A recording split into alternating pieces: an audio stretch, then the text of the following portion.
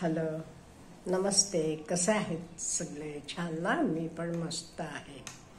जराशी सर्दी झाली आहे, जराशी थंडी वाजते का, म्हणजे हवा जरा विचित्र आहे. कधी ऊन पडते, कधी एकदम थंडी होते, कधी पाऊस पडतो. त्यामुळे असेल. औषध वगैरे घेतलेलं आहे, पण आपण रोजचं खाणं पिणं सगळं करतो. मग आपले कामातनं आपण कशाला बाजूला राहायचं, म्हणून ठरवलं नाही आपण व्हिडिओ बनवायचे, त्याला काही सुट्टी घ्यायची नाही. आता बरेच मुलींचं हा प्रश्न आहे, मॅडम आम्हाला स्ट्रॉंग बनायचं आहे, आम्हाला स्ट्रॉंग बनवा. काही इवन मोठ्या बायका असतील, पुरुष असतील, ते सुद्धा असं म्हणतात, अहो मी धडपडते सगळे माझ्यावर प्रेम करावं म्हणून. मी सगळ्यांचं करते, सगळ्यांना हेल्प करते, सगळ्यांची कामं करते, सगळ्यांना वेळेला उपयोगी पडते, पण त्याची जाणच नाहीये. मग काहीतरी कधीतरी ते लोकांनी माझ्याशी वेडंवाकडं बोललं, वेडंवाकडं वागले की मला रडूच येते, मला सहनच होत नाहीये, मला खूप त्रास होतो मॅडम. म्हणून मला घट्ट व्हायचं आहे, मला स्ट्रॉंग व्हायचं आहे. हे तुमचं नव्हे, हे सगळ्यांचं म्हणणं आहे.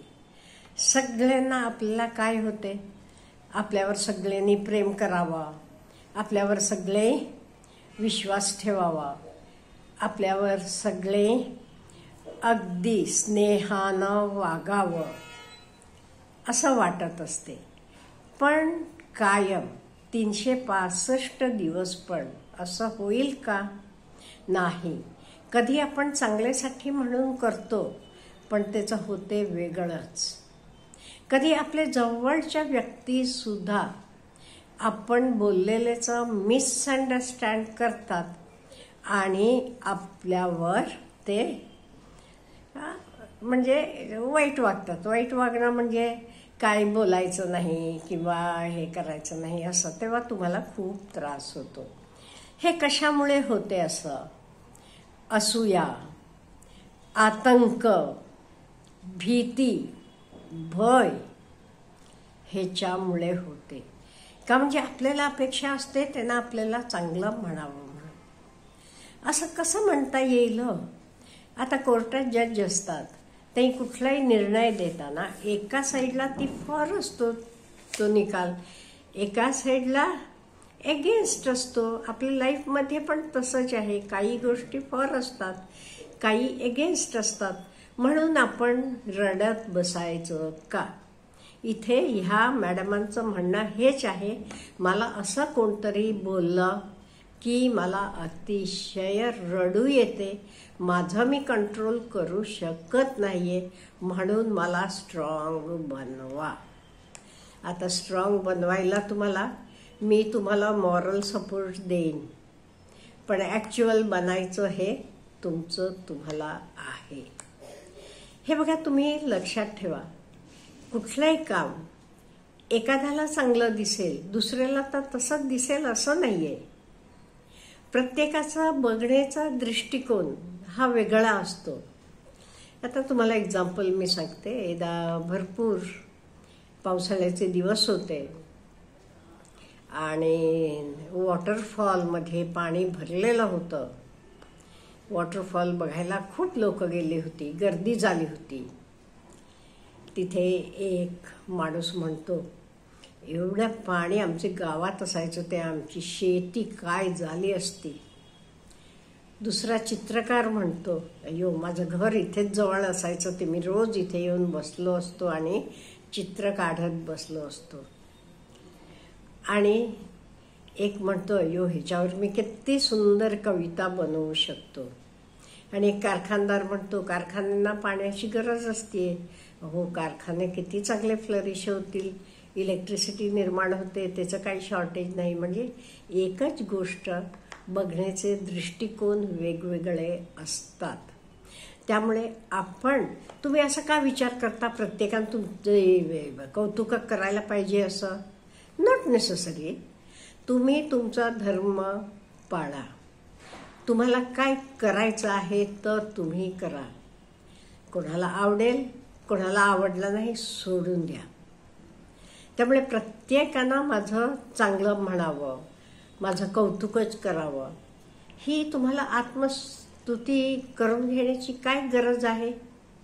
तुम्ही योग्य तो करा. नाही ते कोणी तुमची कौतुक केलं नाही म्हणूनही काही बिघडत नाही. तुम्ही तुमच्या ड्युटीत अगदी परफेक्ट राहावा. किंग लिअरची गोष्ट माहीत आहे ना? पहिल्या दोन्ही मुलींनी गॉनेरिल आणि रीगनना काय सांगितलं? वडिलांना, आम्ही तुला आमचे दृष्टीपेक्षा जास्त प्रेम करतो, जीवापेक्षा जास्त करतो, अमुक तमुक सगळं खोटं खोटं बोलल्या आणि सगळं त्याची एस्टेट बळकावून घेतल्या. कोर्डेलिया काय म्हणाली? धाकटी, मी एका मुलीनं वडिलांवर किती प्रेम करावं तेवढं प्रेम करते, जराही जास्तही नाही, कमी नाही. कालांतरानं काय झालं? राजेनं सगळं दोन्ही मुलींना वाटून दिलं आणि धाकटीला बेघर करून बाहेर ढकलून दिले. आणि ह्या आपल्या हातात सगळं काही मिळाल्यावर ह्या दोन्ही मुलींनी वडिलांना बाहेर काढतात. तो वेडा पिसा होऊन पावसात फिरत असतो हे कोर्डेलियाला कळते. कोर्डेलिया आपले सैनिकांना पाठवतीये, त्याला बोलवून घेतीये, त्याला व्यवस्थित आंघोळ खायला घालतीये, कपडे करतीये, खूप त्याचं प्रेमानं सगळं करतीये आणि थोडे दिवसानं तो बरा होतो. तेव्हा तो म्हणतो, अगं मी तुझे दोन्ही बहिणींना सगळं दिलं, तुला काही दिलं नाही, तरी तू माझं एवढं प्रेमानं का केलीस? तेव्हा ती म्हणते, बाबा मी तेव्हा सांगितलं होतं तोच आत्ताही सांगते, मी माझं कर्तव्याला कुठेही कमी पडणार नाही. एका मुलीनं वडिलांचं किती करावं तेवढं मी तुमचं कायम करत राहणार. त्यामुळे हे ध्येय आपल्याकडे असावं. आपण आपलं कर्तव्य करत राहायचं, दुसरं काही म्हणू देत. आपण हे सगळे पूर्वीचे गोष्टी असतील, नाटकं असतील, हे तर कसं आहे, तर खूप शिकण्यासारखं आहे. इंग्लिशच असं नव्हे, भगवद्गीता तरी आपलं जीवन आहे म्हणेन मी. त्यातले शिकवणी एवढं कुठलंच हे नाहीये. त्यामुळे कोणी काही म्हणू देत, आपण लक्ष द्यायचं नाही. अहो श्रीरामाला सुद्धा सुटलं नाही, जो देव म्हणतो आपण, मग आपलं काय? सीतामाईला सुद्धा सुटलं नाही, मग आपण काय? कोणी काय म्हटलं तर आपल्याला देवानं 2 कान दिलेत ना, एका कानानं ऐका, एका कानानं सोडून द्या. तुम्ही स्ट्रॉंग व्हायला तुमचं तुम्ही शिका. लोकांकडे बिलकुल लक्ष देऊ नका. मी हे करते, मला आवडते म्हणून करते, लोक काही म्हणू देत, माझं मी नाही बदलणार. मला आवडते ना, मी करणार आहे. म्हणजे तुम्ही लोकांनी तुम्हाला चांगलं म्हणावं म्हणूनच करता का, असा पण अर्थ निघतो बरं का तुमच्या प्रश्नातला. असं होता कामा नये. लोक काही म्हणू देत, आपण आपला तो धर्म आहे, आपल्याला आवडते म्हणून करतो.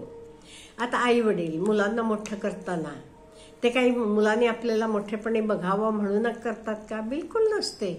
त्यांना त्यांचे पायावर व्यवस्थित उभं करायचं हे दृष्टीनं आई वडील मोठं करत असतात. मुली तरी लग्न होऊन सासरी जातात, मुलं पण बघतीलच असं नाहीये, पण ते बघावं ही अपेक्षा. मुलीनेही बघावं, मुलांनीच असं म्हणत नाही मी. कुठलेही मुली मुलं कोणी आईवडिलांचं व्यवस्थितपणे बघावं. त्यामुळे तुम्ही कधी असा विचार ठेवू नका, मला हे करायचं आहे म्हणजे काय, लोकांनी मला हे करावं म्हणून तुम्हाला तुमच्या भावना त्रास देतात. कशामुळे? तुम्हाला मनात सारखं वाटत असते, मी अमुक केलं पण त्यानं मला मदत केली नाही, सगळ्यांनी माझ्यावर प्रेम करावं, सगळ्यांनी माझं चांगलं चांगलंच म्हणावं, असं बिलकुल तुम्ही मनात सुद्धा आणू नका. आणि तुम्ही म्हणाला तसं अगदी सुयासारखे टोचणीनं टोचतात काही लोक, शब्दांनी म्हणतात. तुम्ही त्याच्याकडे का लक्ष देता? मला नाही येत म्हणून समजा ना, माझं काही संबंध नाही. माझं कर्तव्य होतं अमुक अमुक काम करणं, मदत करणं, ती केली झालं माझं काम, असा विचार करा तुम्ही. तुम्ही बाकीचा कशाला नको तर विचार करत बसता. त्यामुळे इमोशन्स हे एक्सपिरियन्सवर अवलंबून असतात. इमोशन्स रूलच. इमोशन्स काही वाईट नाही आहेत, हां, पण त्या भावनांना, इमोशनला आपल्याला ट्रॅक करायला यायला पाहिजे. ते इमोशन्स आपण कसे फॉलो करायचे, कसे ते आपण चॅनलाइज करायचे, हे आपल्याला आलं का नाही? सगळं काही आलं. अच्छा, हॅव ए गुड डे.